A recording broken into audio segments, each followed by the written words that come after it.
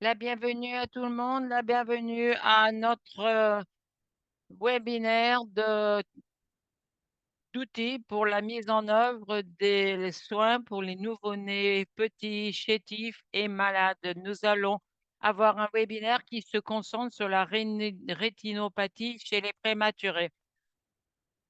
Le kit d'outils des nouveau-nés, c'est une plateforme internationale pour les soins pour les nouveau-nés. Nous avons des milliers de soins d'unités de soins d'urgence partout dans le monde et c'est grâce aux utilisateurs de la boîte d'outils des nouveau-nés et nous avons un appel à l'action.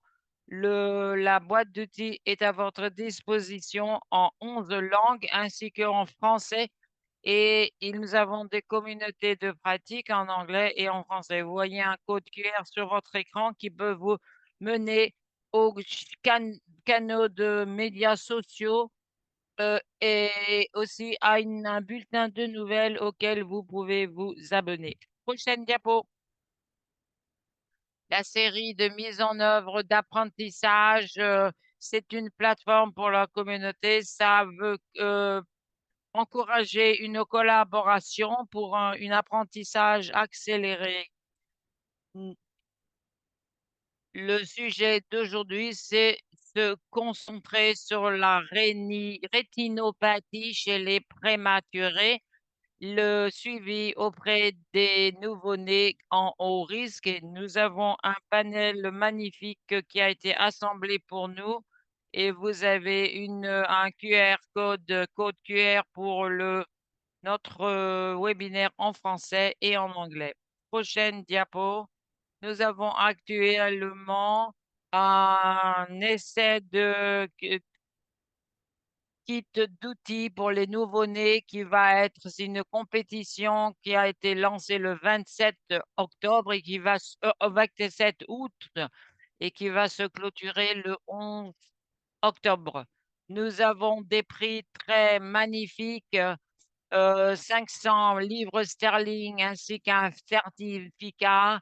Vous êtes publié dans le journal de la néonatologie et des opportunités passionnantes et l'opportunité de participer dans des conférences et un, un spot d'invités. Prochaine diapo, la bienvenue à nouveau à notre webinaire qui se concentre sur la rétinopathie chez les prématurés. Le prochain webinaire se tiendra le 12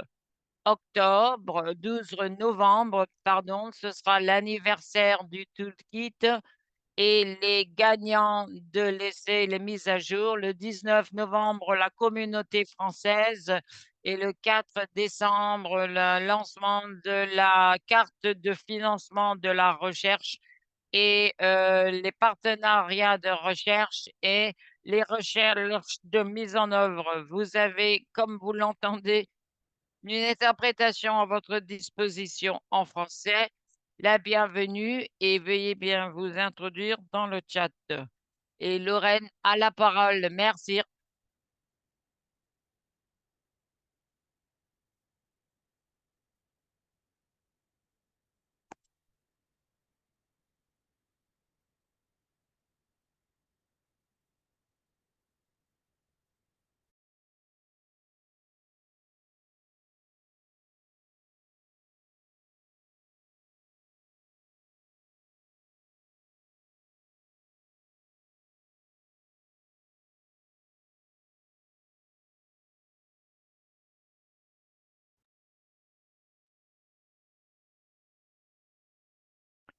Une chaleureuse bienvenue à notre euh,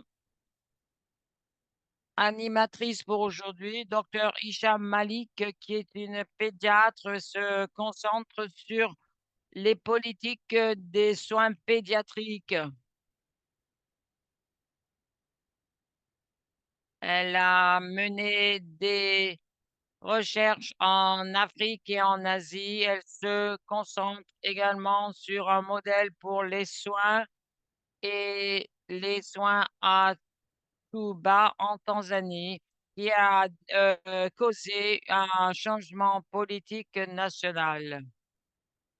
Nous sommes ravis de vous avoir ici parmi nous pour héberger le webinaire. Sans plus attendre, Dr Malik, vous avez le micro. Merci beaucoup de cette introduction, Lorraine. Et je suis ravie d'être parmi vous et de vous accueillir à ce webinaire très important. C'est magnifique de voir que nous avons un webinaire de ce genre. Je suis ravie de vous accueillir à ce webinaire et des personnes qui se joignent à nous. C'est un moment critique pour la communauté des nouveau-nés. C'est bien que nous ayons les outils et la connaissance pour aider les enfants. Ce webinaire est vraiment venu à temps et nous avons le privilège d'avoir certaines des meilleures expertises qui se joignent à nous aujourd'hui pour parler des enjeux principaux. Je m'y connais en audience et j'ai beaucoup d'expérience dans les soins néonataux. Donc, je voudrais aussi encourager tout le monde à encourager à vous introduire dans le chat et poser vos questions pendant le webinaire pour l'audience et les orateurs. Sans plus attendre, je veux passer à la liste de nos magnifiques orateurs. La première oratrice, c'est professeur Claire Gilbert. Elle n'a pas besoin d'introduction. Elle a 3 décennies de recherche dans les santé pédiatriques dans les pays à faible revenu, revenu moyen. Elle a joué un rôle clé dans les soins en Amérique latine et en Inde et elle a inspiré les soins au niveau mondial. Je l'accueille maintenant. La prochaine diapo, voici Docteur Gilbert.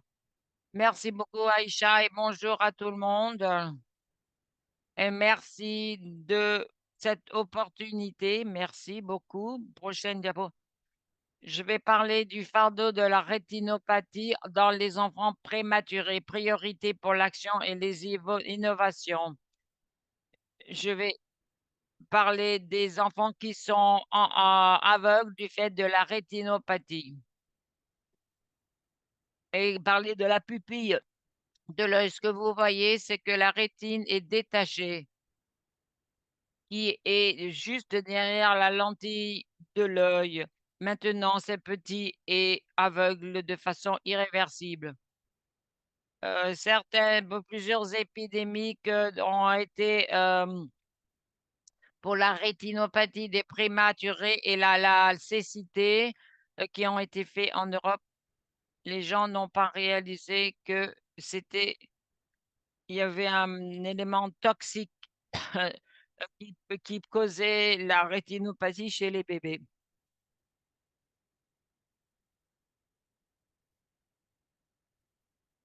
Le rôle de l'oxygène a été sous-estimé, il a été utilisé de façon plus soigneuse, mais de plus en plus parmi les bébés. Ils ont commencé à développer une thérapie. Il y a eu encore une épidémie dans les années 80 dans les pays à revenus élevés. Maintenant, dans les pays à revenus élevés, la cécité ROP n'est pas commune parce que grâce aux soins néonataux de haute qualité et les bons services de détection de la ROP ou la rétinopathie parmi les prématurés.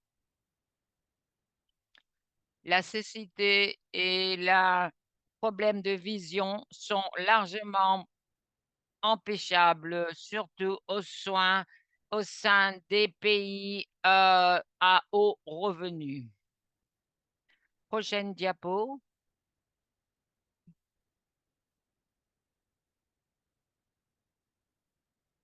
32 000 bébés après terme deviennent aveugles ou ont de mauvaises visions chaque année dû à la ROP, c'est une estimation de 2010, surtout en Amérique latine. Cette troisième épidémie arrive maintenant en Asie et en Afrique subsaharienne. Et donc, il faut une expansion des soins néonataux, mais malheureusement de pas bonne qualité, qui cause un risque, facteur de risque plus élevé et dû à des services médiocres de dépistage. Pendant cette troisième épidémie, ça va de, de des nouveau-nés jusqu'aux bébés qui sont plus mûrs, de, pardon, qui vont de 1000 à 2500 grammes. Voici où se trouvaient les bébés ROP, se trouvaient en 2010.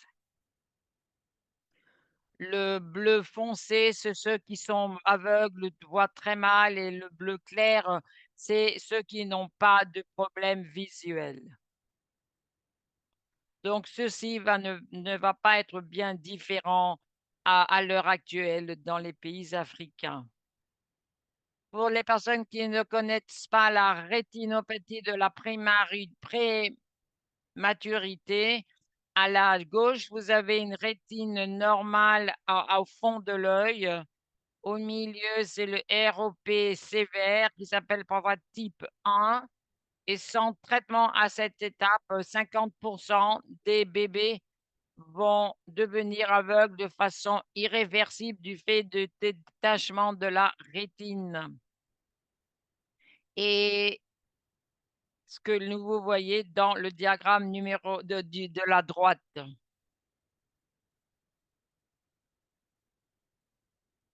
Euh, la rétinopathie de la prématurité arrive dans les bébés prématurés qui font pas l'objet de soins adéquats. Ils sont en risque parce que les vaisseaux sanguins qui ne sont pas matures dans les yeux sont exposés à des facteurs de risque et les vaisseaux s'arrêtent de grandir et après ils grandissent de façon anormale et ils prolifèrent de façon anormale. Et cette croissance anormale des vaisseaux qui cause la rétinopathie. Le dépistage et le traitement, il faut trouver des bébés qui ont la rétinopathie en particulier. Il faut identifier euh, il aura peut-être une résolution ou le progrès vers le détachement rétinal et ces bébés doivent faire l'objet de soins d'urgence. Ce traitement peut être efficace pour préserver la vue ou la vision. Les grands facteurs de risque du ROP sont énumérés ici. Je m'attends à ce que beaucoup d'entre vous connaissent la plupart. L'hypothermie, c'est un facteur de risque identifié et en général, vous avez l'hypothermie et le manque de soins kangourous augmente les risques. Comme vous le voyez, tous ces facteurs de risque qui sont soulignés en bleu sont potentiellement modifiables grâce à des soins de qualité pour les prématurés. Prochaine diapo. Voici quelques interventions qui réduisent le risque de ROP sévère. Il y a les stéroïdes anténataux.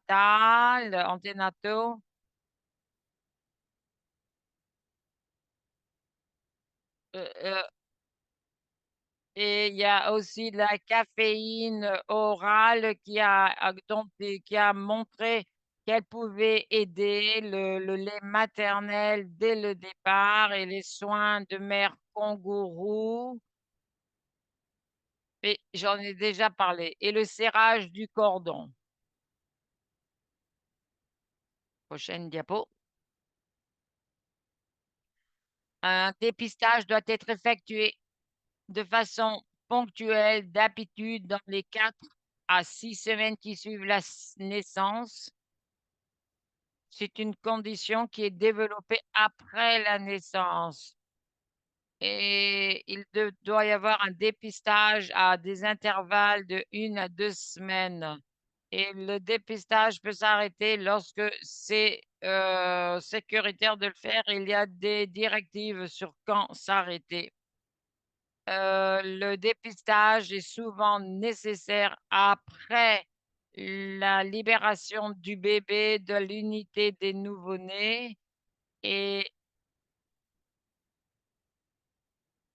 donc, ce que beaucoup de monde fait en particulier, c'est d'avoir le premier dépistage euh, au sein de l'unité. C'est une bonne idée. Et pour sensibiliser les parents et ceux qui ont fait l'objet de bons soins n'ont pas besoin de revenir se faire traiter. Les dépistages doivent être faits de façon régulière et en endroit régulier pour que on sache quand faire le dépistage. C'est très important pour s'assurer que le dépistage puisse avoir lieu. Vous voyez à gauche un ophtalmologue qui se sert d'un ophtalmoscope indirect et qui tient à une lentille devant l'œil qui illumine la rétine pour donner une vision aérienne. Et il y a aussi une imagerie numérique qui est utilisée. À droite, vous voyez une caméra numérique d'imagerie. Et ça, c'est un technicien qui prend des images. Vous voyez sur l'écran que les images peuvent être sauvegardées et analysées par un ophtalmologue. Les signes de traitement indiqués nécessaires dans les 24 à 72 heures. Lorsque vous voyez tous ces éléments, ces tissus, vous voyez à droite, vous voyez les vaisseaux sanguins de la rétine sont plus dilatés que normal. Et ça, c'est aussi un signe important du progrès vers le détachement de la rétine est probable. Donc, ça, c'est un type ROP type 1 qui a fait des progrès extrêmement rapides. Le traitement doit être urgent et très fait à temps. Les traitements principaux, c'est ce qui se passe à droite, c'est un laser monté sur la tête et, ou bien l'injection d'agents qui vont empêcher la prolifération de vaisseaux sanguins anormaux. Ils doivent être injectés à l'arrière de l'œil. Donc, tout ceci est nécessaire pour les traitements. Et si le traitement est administré à temps et bien, ça peut être extrêmement efficace. Et les bébés ont besoin de suivi régulier après traitement pour s'assurer qu'il n'y a pas de récidive de la maladie. L'innovation dans la rétinopathie du prématuré, des systèmes d'imagerie et à distance par les ophtalmologues. Et ceci change vraiment la façon dont les services peuvent être fournis. Et ça, il y a un très grand potentiel d'augmenter le succès du dépistage. Et,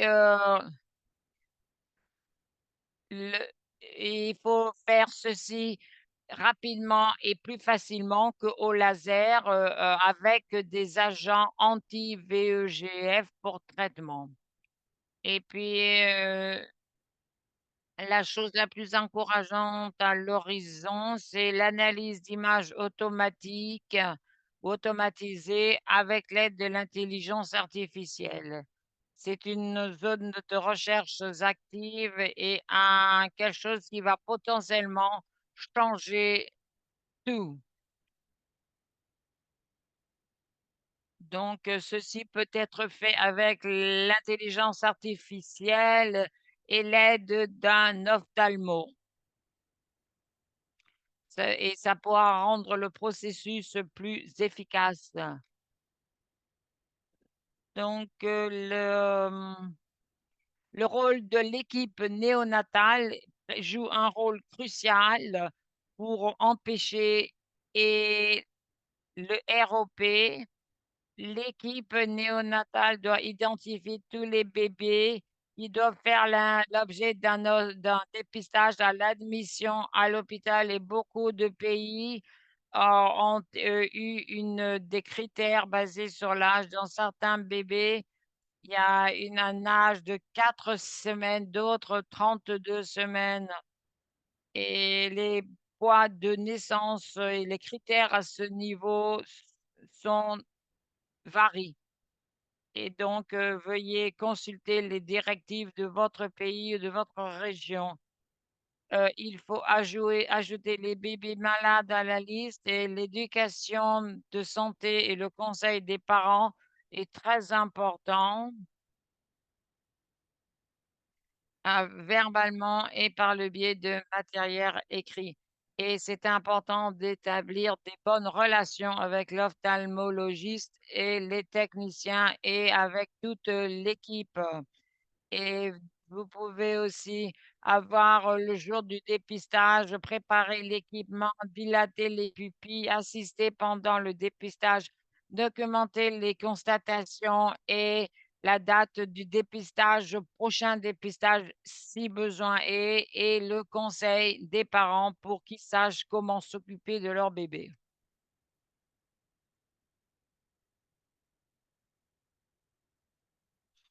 Merci beaucoup. Merci beaucoup, professeur Gilbert. Gilbert, c'était magnifique. Pour résumer le fardeau du ROP, les actions principales. Maintenant, j'introduis professeur Dupé Ademola Popula, que je connais depuis longtemps. Elle travaille au Nigeria et une dirigeante en Afrique. Elle soutient les collègues en Nigérie et maintenant, elle est une conseillère mondiale pour le Conseil des ophtalmologistes.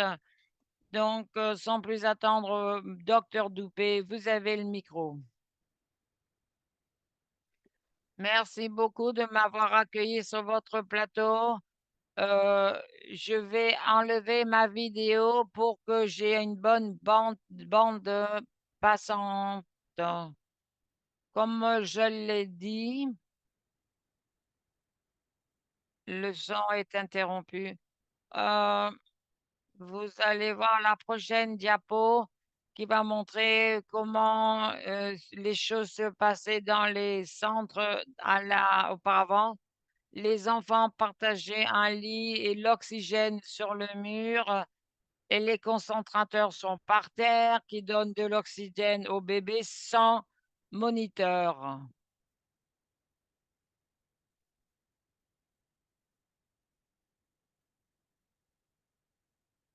Par conséquent, nous avons découvert que le ROP et la cécité, c'est quelque chose qu'il nous fallait gérer. Ces bébés étaient des petits bébés qui venaient dans nos pratiques et ce qui s'est passé, c'est que je vais passer ce qui s'est passé. Je vais vous dire ce qui s'est passé. Nous avons passé dans certains des centres pour avoir une meilleure chose à vous montrer aujourd'hui. Donc, voici des cas extrêmes. Les deux cas que je vais vous montrer. Ce premier cas, vous montre le cas aux 25 semaines qui sont venus après 9 semaines de vie. Ils sont venus en 8 heures de voyage sur la route 321 kilomètres pour se faire traiter pour REP. Malheureusement, le bébé est resté à la maison euh, a trop de temps pour pouvoir traiter. Et cas numéro 2, il y a un voyage semblable pour se faire traiter et il y avait des dépistages, il y a eu problèmes de traitement, il n'y a pas eu de dépistage ROP, c'était des jumelles et la première jumelle avait une rétine détachée, le deuxième de jumelle n'avait pas de problème. Ils ont voyagé pendant tellement longtemps, mais du fait qu'il n'y avait pas de dépistage, ce bébé est devenu aveugle. Ça vous montre combien le dépistage peut changer la vie d'un bébé. Vous voici ce qui se passe au fil du temps des publications que nous avons faites et les défis identifiés. Et pour au niveau du dépistage, pas de coordinateur, pas de moniteur de l'oxygène et pas pouvoir faire le suivi. Et donc, voici les publications nationales que nous avons qui montrent que entre 3,5 et 7,5% des bébés vont développer une rétinopathie. Euh, ne- donc, quand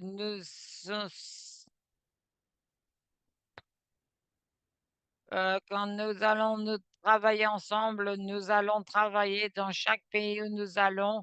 Les gens doivent surveiller leurs données et pour savoir ce que nous avons. Quels sont les problèmes? Le son est interrompu. Nous avons trouvé que de manquer un rendez-vous dans les centres était quelque chose d'important, même si nous avons des programmes de dépistage. Nous avons commencé à faire des surveillances hebdomadaires pour pouvoir surveiller chaque bébé par le biais du coordinateur de ROP.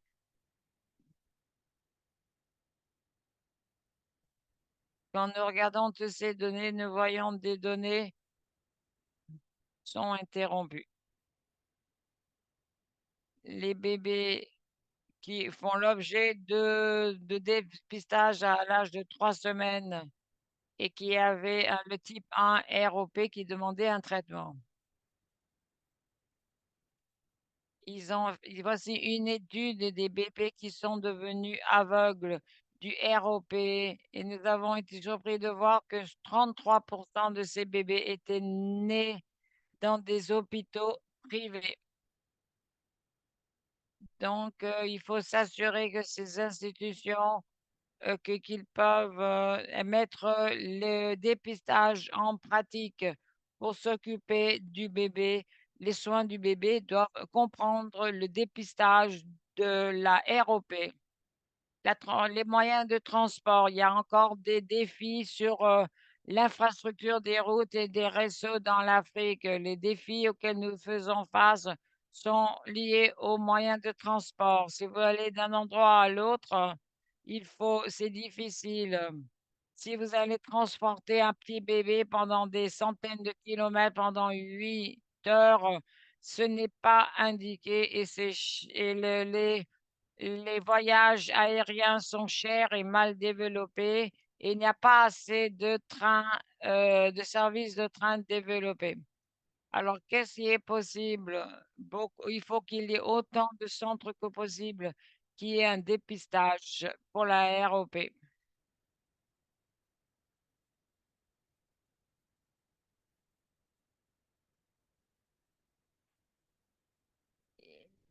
Il y a des contentieux qui sont dans la plupart des pays, sauf l'Afrique du Sud.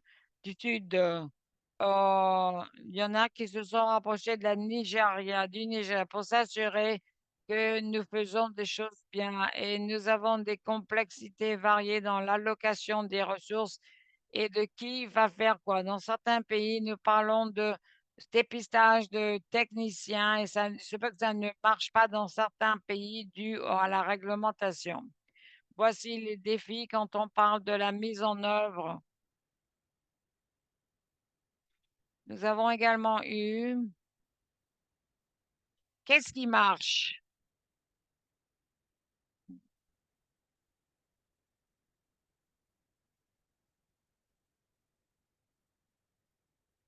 Communication.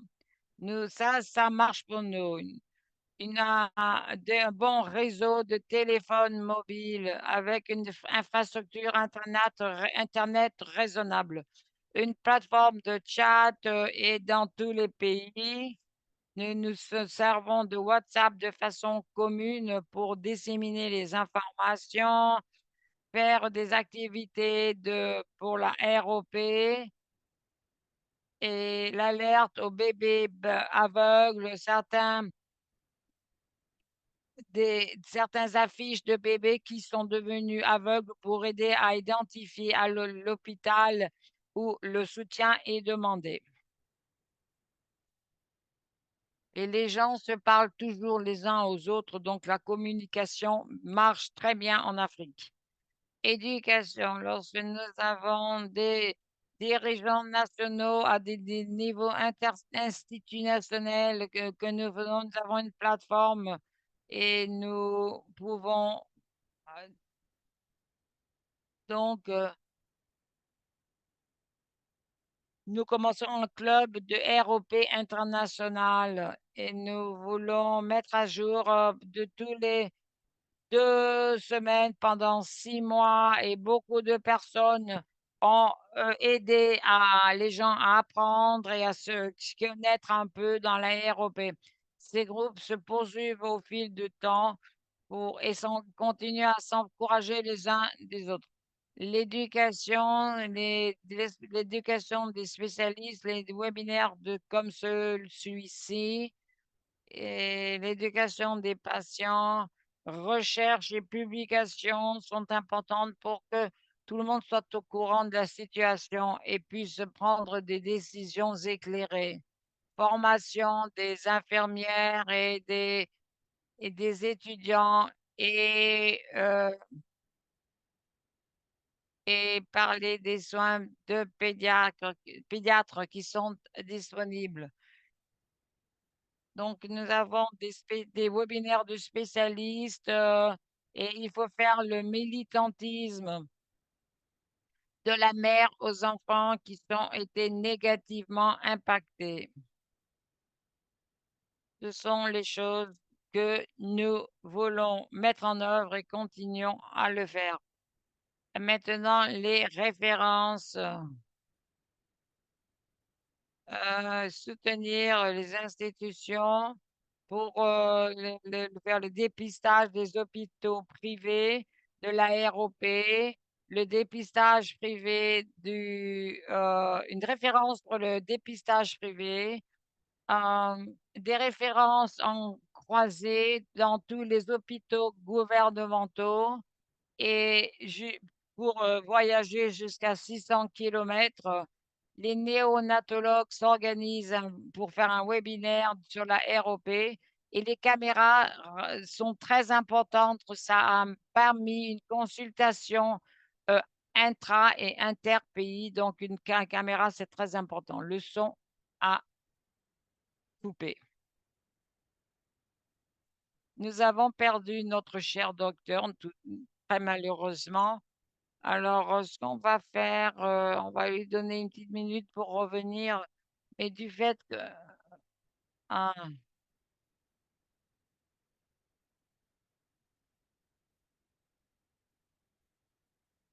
Doupé voulait bien finir dans 30 secondes. Conclusion, le RP s'est déplacé d'être basique jusqu'à pouvoir se passer, parler les uns les autres. Et je me réjouis d'une situation où toutes les institutions traite beaucoup est en mesure de se servir d'une vidéo, prendre des photos et partager et pour obtenir du soutien pour que nous puissions faire cesser la cécité découlant de la ROP en Afrique. Merci beaucoup. Je vais passer à la prochaine diapo et souvenez-vous tout le monde, il y a une boîte de questions et réponses pour tous les orateurs. Vous pouvez y afficher vos questions ou des questions générales pour le panel pour la fin. Merci beaucoup. Voici maintenant Dr. Juan Carlos Silva qui est de l'Amérique latine, un conseiller pour le bureau régional de l'OMS et il fait partie de l'association de l'épidémiologie de la Colombie. Merci docteur de vous joindre à nous aujourd'hui. Merci beaucoup de votre invitation. Je suis heureux d'être parmi vous. Prochaine diapo, s'il vous plaît. Alors, voici les jalons. En Amérique latine, la première chose que nous ayons faite, c'est nous ne savions même pas que la ROP était un grand problème parmi les petits. Et après, une fois que nous avons compris, nous avons commencé à mettre sur pied des comités nationaux de professionnels et d'associations et le ministère de la Santé pour essayer de nous attaquer à la situation. Après, nous avons décidé de produire des directives cliniques qui étaient une étape très importante, suivie de politiques, des ressources, le financement, un dépistage obligatoire dans les unités des nouveau-nés. Nous avons commencé à faire une collecte de données dès le départ et faire une analyse, ce qui est crucial. Prochaine diapo. Euh, La première partie, c'était donner les preuves de nos progrès. Ceci est très utile pour découvrir la proportion de nécessité causée par la ROP. Le premier pays était le Chili, avec 47% était dû à la ROP. Après, il y avait le Mexique 45%, et Guadalajara, Mexique 35%, Brésil 11,8%. Donc, nous avons commencé à faire des choses pour résoudre le problème.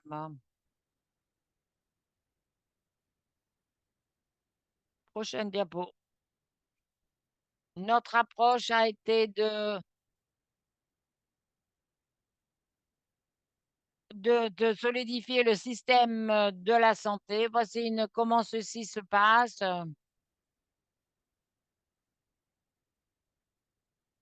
Donc, ceci est le développement de services, plus récemment de la télémédecine et la force de travail qui doit être solidifiée, bien sûr, le financement. Ça, c'était l'approche que nous avons adoptée. Et donc, il faut rassembler tous les éléments pour obtenir des ressources. Prochaine diapo.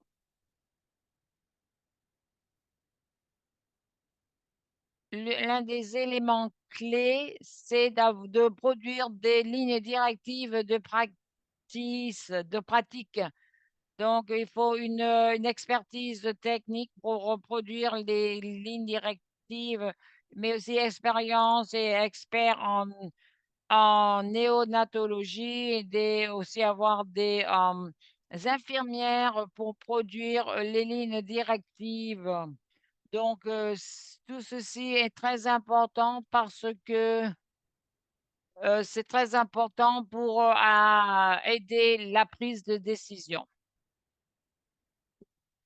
D'habitude, le gouvernement se sert de politiques pour établir de développement et il établit les standards de soins pour améliorer la qualité.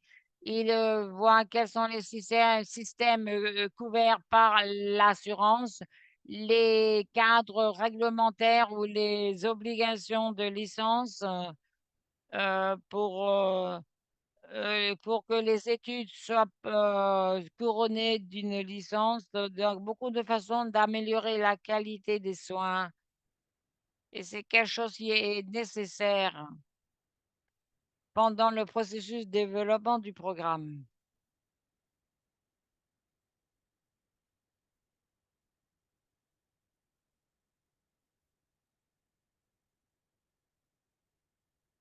Alors, voici les lignes directives. Comment nous y prenons? La première chose à faire quand on développe des guides, des lignes directives, c'est de clarifier la question. La première question, c'est quelle est l'association entre les facteurs de risque spécifiques et le développement de la ROP par rapport aux nouveau-nés qui ne sont pas exposés ou qui ont des facteurs de protection. Alors, que veux-je dire par là? Donc, vous avez une population de nouveau-nés qui sont exposés prématurés, les nouveau-nés prémarités, intervention, exposition aux facteurs de risque, et comparer ceux qui n'ont pas été exposés et aux facteurs de risque, l'exposition aux facteurs de protection, la comparaison est très importante pour, bien sûr, après les résultats, le développement de la ROP. Donc, cette question en particulier, c'est le développement de la ROP. C'est le résultat que nous allons mesurer. Merci. Voici des questions utiles euh, pour nos lignes directives. La cinquième question, qu'est-ce qui a un impact sur la technique de dépistage pour empêcher la cécité chez les enfants par rapport à pas de dépistage? Alors, c'est là que vous formulez la question très importante.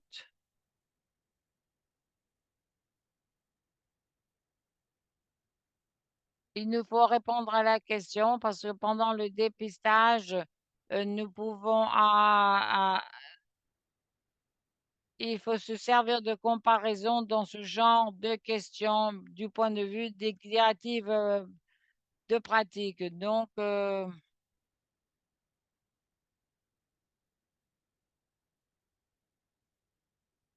est-ce que c'était efficace au niveau du coût et fidèle à la vérité? Et en ce qui concerne l'efficacité du traitement, que ce soit le laser ou quoi que ce soit d'autre, par rapport au traitement retardé, qu'est-ce qui est mieux pour empêcher la cécité?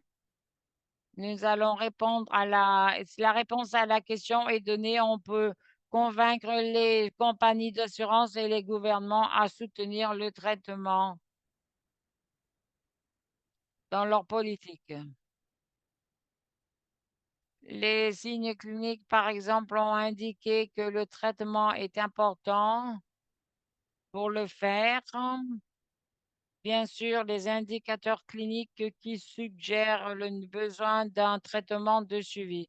Ce sont là tous les sujets qu'il faut inclure dans les lignes directives pratiques et qui sont basées sur les réalités locales et beaucoup de facteurs, mais qui doivent avoir les interventions, la population, les comparaisons et les résultats. Ces quatre facteurs doivent être très importants pour la pratique. Nous avons 2 minutes de plus si ça ne vous dérange pas. Euh, nous devons choisir pour la système de révision et d'évaluation de la qualité. Et nous devons surveiller quels sont les pays qui ont des examens obligatoires et des politiques à ce niveau et des couvertures des coûts et quelles sont les provinces ou les pays qui mettent le programme en œuvre. Après, ils commencent à mesurer la proportion des critères éligibles au dépistage.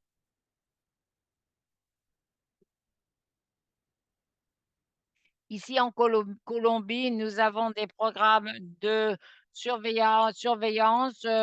Les villes s'y conforment. Par contre, les zones rurales ne le font pas. Donc, il faut les encourager et les soutenir à faire pardon, le programme de mentorat pour s'assurer que les directives sont mises en œuvre.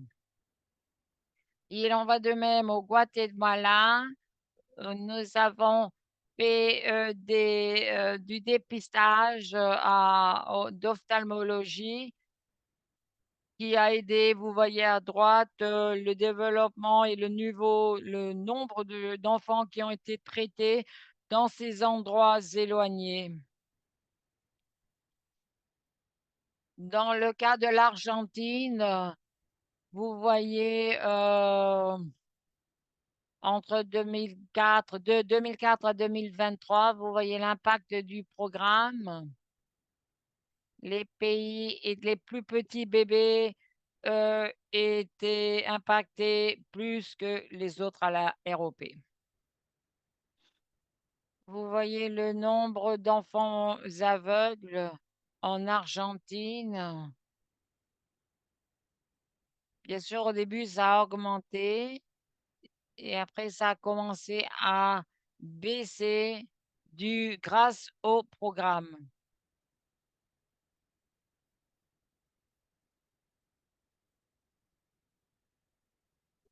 Du fait du programme, et vous voyez la baisse et la réduction d'enfants aveugles dus à la ROP.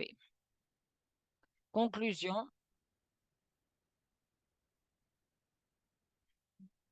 les jalons euh,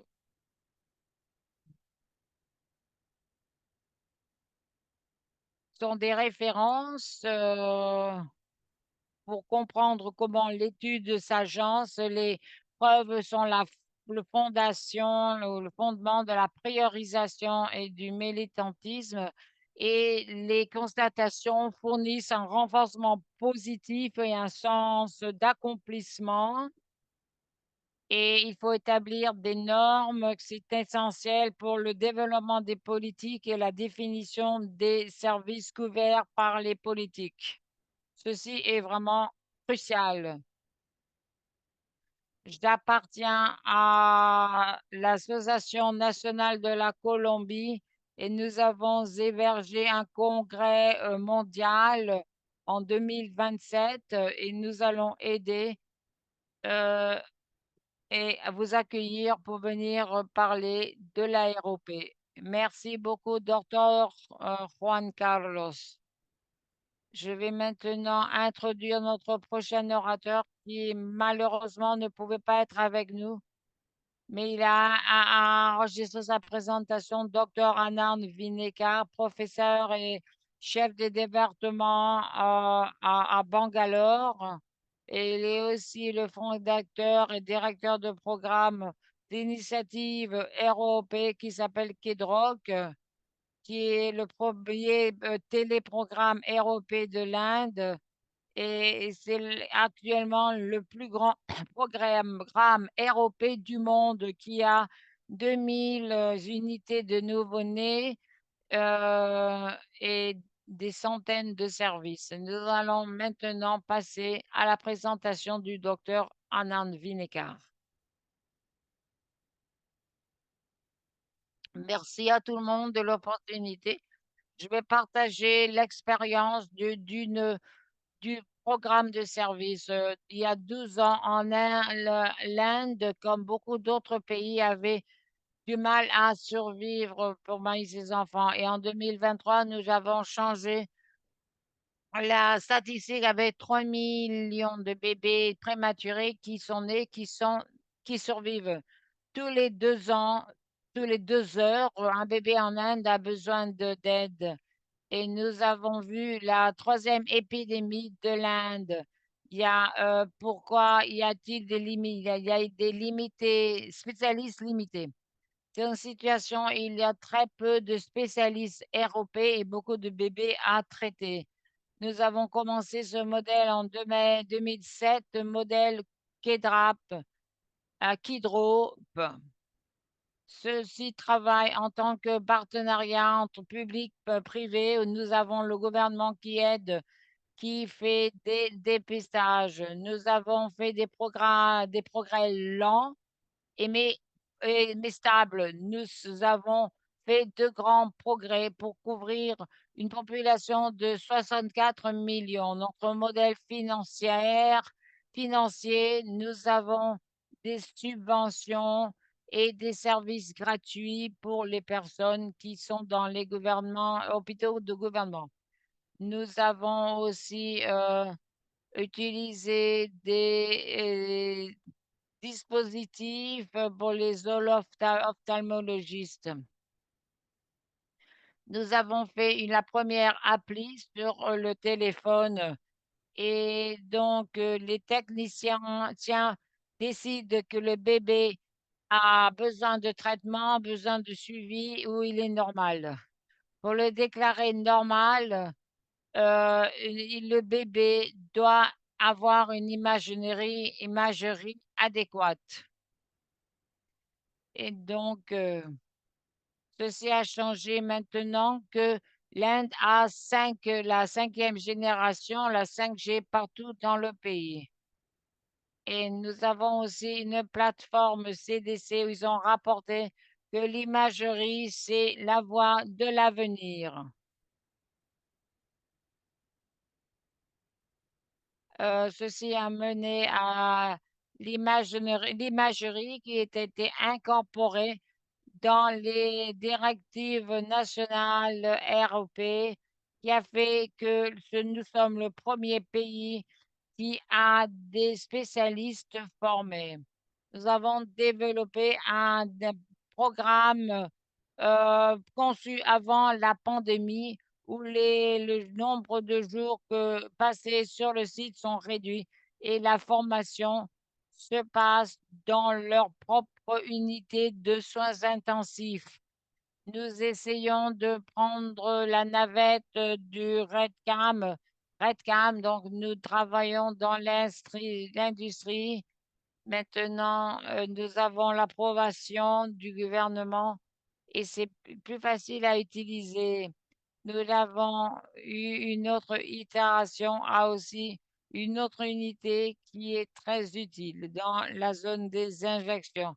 Nous continuons à travailler avec les parties prenantes et que ceci a été fait grâce à l'aide. En 2007, nous avons fondé la société ROP avec des membres du charte et nous en sommes maintenant en 240.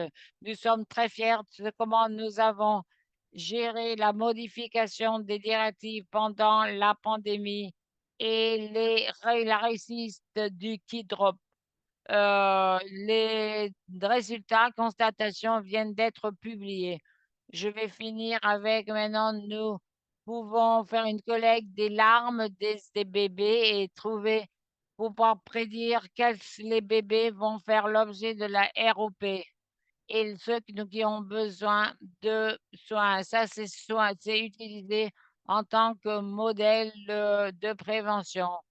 Maintenant, nous avons aussi l'intelligence artificielle parce que nous avons tellement d'images et parce que nous devons automatiser les soins. Nous pouvons discerner l'étape 1 et l'étape 3 et nous travaillons aussi à des dispositifs portables à coût bas pour empêcher la rétinopathie et la cécité des prématurés. Nous avons fait beaucoup de progrès. Voilà la liste des pays qui ont été mentorés et formés pour travailler avec Kidrop dans notre pays. Nous avons étendu le modèle Kidrop dans 6 États et nous aidons à se mettre sur pied et à le maintenir. L'impact que nous pouvons avoir en multipliant les enfants que nous avons sauvés de la cécité et aussi l'attente de vie que nous avons. Ceci pourra sembler être un grand chiffre, mais ce n'est vraiment une petite goutte dans l'océan. Du point de vue ce papier a été publié dans le Lancet ce programme a été utilisé pour la rétinopathie. Lorsque nous faisons une mise à l'échelle, nous voulons que nous voulons que aucun bébé ne devienne aveugle de cette cause qui peut être très facilement empêchée. Merci beaucoup. Merci de ce discours du docteur Anand. Merci à tout le monde, à tous nos orateurs magnifiques. Nous avons entendu parler du fardeau de la ROP. Nous avons vu que les réseaux africains poussaient un grand changement en Amérique latine également. Et nous venons d'apprendre des leçons très importantes du modèle de télémédecine innovateur et innovant de l'Inde. Ceci va de se souligner qu'on peut empêcher la cécité dans les bébés a besoin d'une approche multidisciplinaire et coordonnée au sein des décideurs politiques et auprès des parents également. Pour les 3 dernières minutes, je vais remercier tout le monde des questions auxquelles nous répondons actuellement dans la boîte de chat. Les orateurs s'en occupent. J'allais demander les orateurs un point d'action clé qu'ils pourraient donner au public pour réduire les risques pour les docteurs néonataux, les infirmières néonataux ou les décideurs politiques.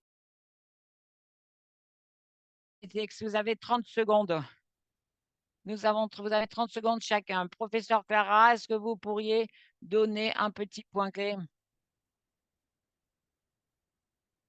Alors, la prévention est très importante pour améliorer les choses. Donc, tout ceci peut améliorer les soins médicaux. Merci, Claire. Doupé, rapidement, allez-y. L'Afrique et l'Europe avec nous. Allez regarder, poser 2 questions. Et est-ce que les bébés survivent en NICU? Et qu'est-ce que vous pouvez faire vous-même? Commencez à faire ceci et regardez vos données. Doupé. Et docteur Juan Carlos. Oui, je pense, mon message, c'est développer des constatations et des preuves, développer des politiques, du financement et les dépistages obligatoires.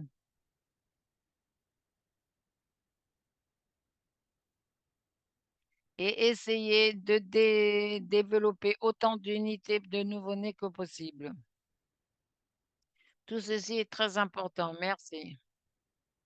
Ça, c'est le point clé pour les personnes qui sont ici présentes. Les choses pratiques que vous pouvez faire, identifier les petits qui sont en risque.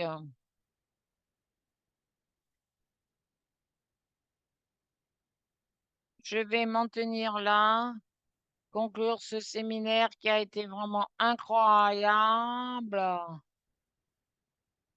Merci de vous être joints à nous aujourd'hui. Vous pouvez obtenir l'enregistrement du webinaire aujourd'hui si vous n'avez pas pu participer aujourd'hui. Et vous avez aussi Next 360. Le prochain sera le 12 novembre. Je veux remercier tout le monde pour le financement de Next 360 et merci à tout le monde de votre participation. Je vous remercie.